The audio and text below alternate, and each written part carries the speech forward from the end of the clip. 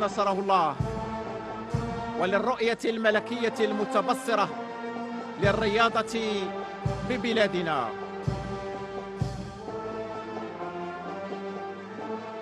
فولادة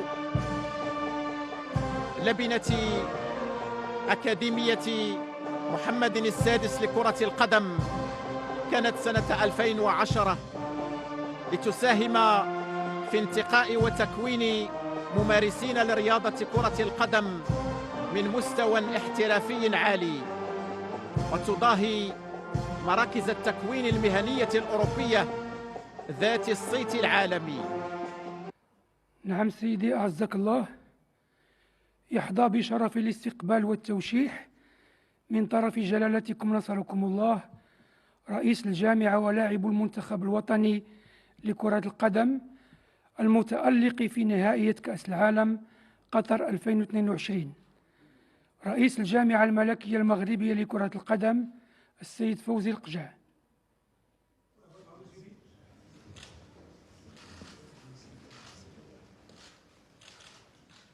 وسام العرش درجة قائد.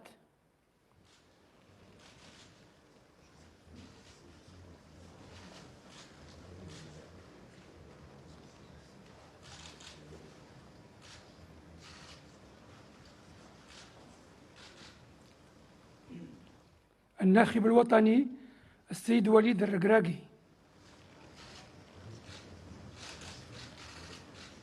استقبال الملكي لمدرب المنتخب الوطني وليد الركراكي الذي استطاع في زمن قياسي بضعة أشهر من تكوين فريق من اللاعبين يتمتع بالتماسك والروح القتالية.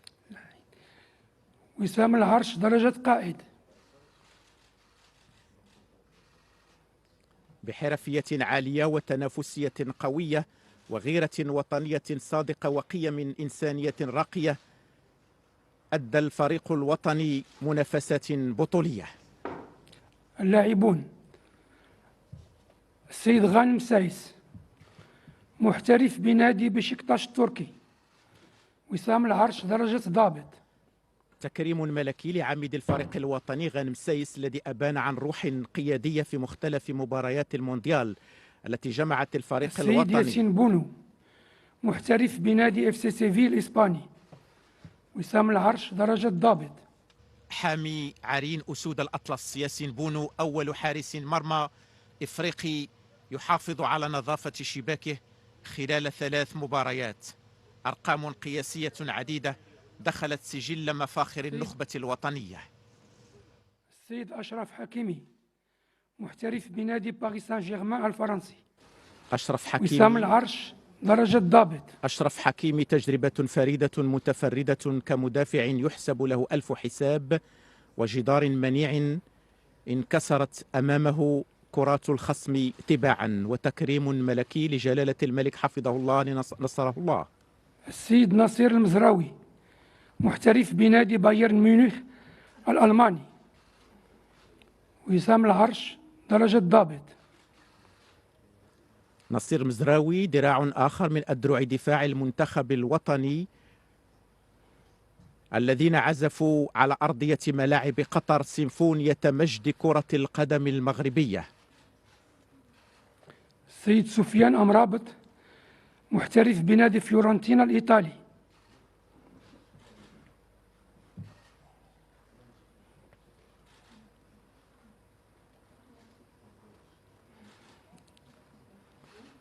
وسام العرش درجة ضابط.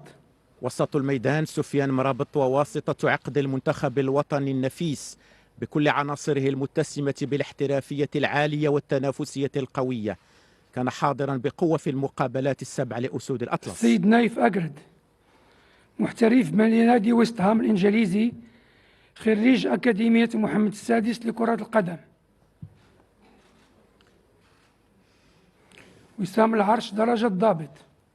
المدافع نايف أقرد هو ورفاقه من أجل الوطن هانت الإصابات وحشدت الهمم، فرفع العلم الوطني عاليا تهون في سبيله كل محترف بنادي المحن. تشيلسي الإنجليزي.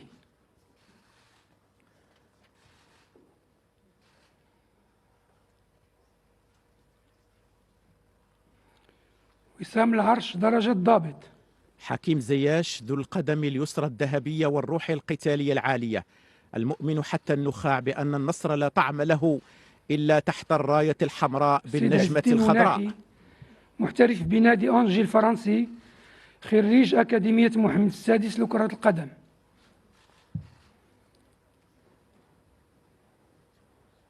وسام العرش درجة ضابط. عز الدين ناحية الضوء الساطع في كل اتجاهات الملعب وثمرة من ثمار أكاديمية محمد السادس لكرة القدم.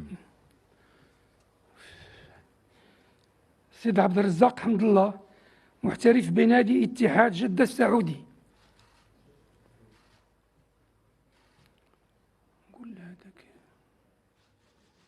عبد الرزاق حمد الله إسهام في العرش درجة صنع ضابط. لحظات مونديال 2022. السيد أنس زروري، محترف بنادي برلي الإنجليزي.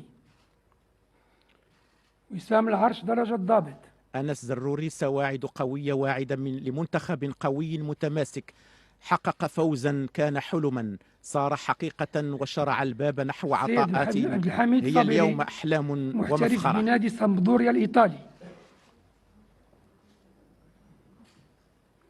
وسام العرش درجة ضابط. قصة نجاح كروية أخرى أضافت لسجلها صفحات مشرقة في مونديال قطر. السيد منير الكجوي، محترف بنادي الوحدة السعودي.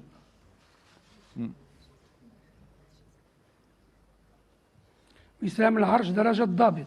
منير الكجوي شباك مرمى ملعب التمامة ستظل شاهدة على بلائه الحسن في مباراة المغرب ضد بلجيكا. محترف بنادي كوينز بارك رانجرز الإنجليزي.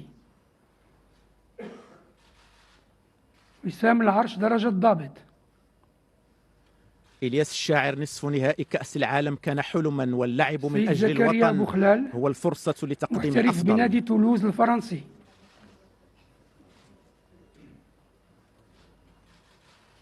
وسام العرش درجة ضابط.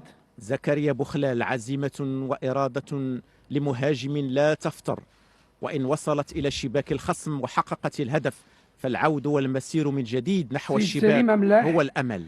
محترف بنادي ستاندارد دو لياج البلجيكي. وسام العرش درجة ضابط.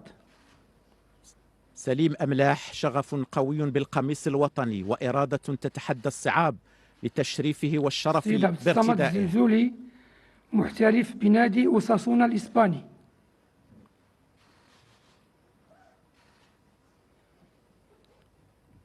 وسام العرش درجة ضابط. عبد الصمد الزلزولي، إذا كان للطموح مرادف فالزلزول الشاب مرادفه ويكاد اسمه يوازي فعله في الملاعب.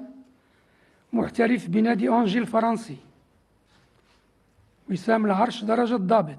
سفيان بوفال، لن ينسى العالم رقصة بوفال رفقة والدته بعد الفوز على منتخب البرتغال، وهي ليست رقصة فرح بفوز كروي فقط، محترف بنادي الريال بياضوليد الإسباني، بل هي عنوان قيم إنسانية نبيلة. جواد اليميق، وسام العرش درجة ضابط. المدافع الشرس، جود وعطاء بلا حدود على أرضية الملعب. أسد متشرب بروح القتالية. محترف بنادي اف سي سيفيل الإسباني، خريج أكاديمية محمد السادس لكرة القدم. وسام العرش درجة ضابط. يوسف نصيري، من تربى على أرض أكاديمية محمد السادس لكرة القدم لن يرضى إلا بالنصر. سيد أشرف داري، محترف بنادي ستاد بغيست الفرنسي. وسام العرش درجة ضابط.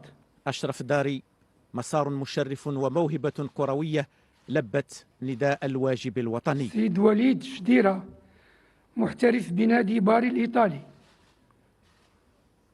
وسام العرش درجة ضابط.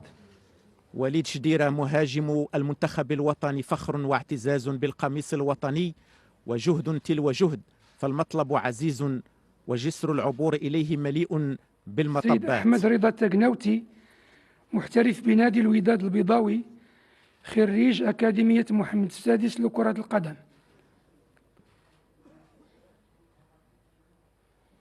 وسام العرش درجة ضابط.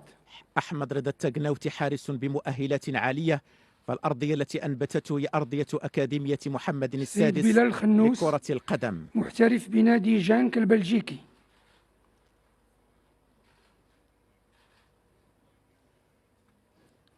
وسام العرش درجة ضابط. بلال خنوس صغير في عمره كبير في وطنيته، عملاق في حلمه، أخلاق الكبار وعزيمة سيد بدر الشباب. بانون محترف بنادي قطر الرياضي.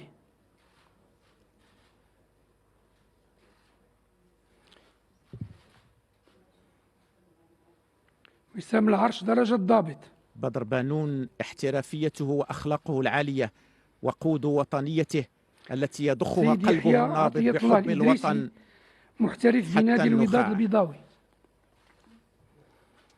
وسام العرش من درجة ضابط. يحيى عطية الله الإدريسي، لأن الهدف واحد وقبله الحلم واحد، فإن الموعد أصبح واحد أيضا، وعلى أرض واحدة تجسدت الإرادات. أخيرا السيد يحيى جبران محترف بنادي الوداد البيضاوي.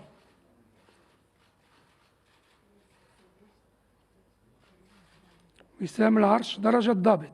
يحيى جبران من كل المشارب الكروية تشربوا، والتحمت الخبرة بالخبرة، وزادت الإرادة الكتيبة قوة، فالتألق أبدا لم يكن صدفة، هو عمل شاق الله ومسار يبارك عن طويل، سيدي. لكن بنفس الإصرار والتحدي تحقق ما كان يبدو مستحيلا.